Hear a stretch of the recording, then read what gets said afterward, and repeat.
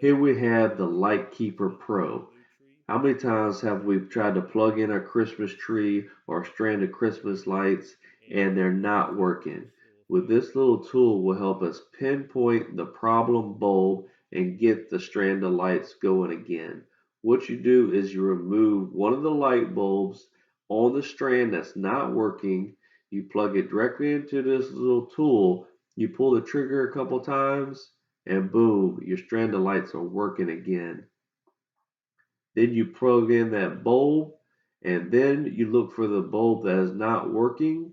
You remove it and you replace it, and your strand of lights are working again.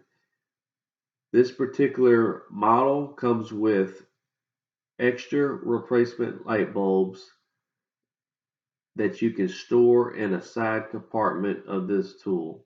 Very convenient. This will save you thousands of dollars.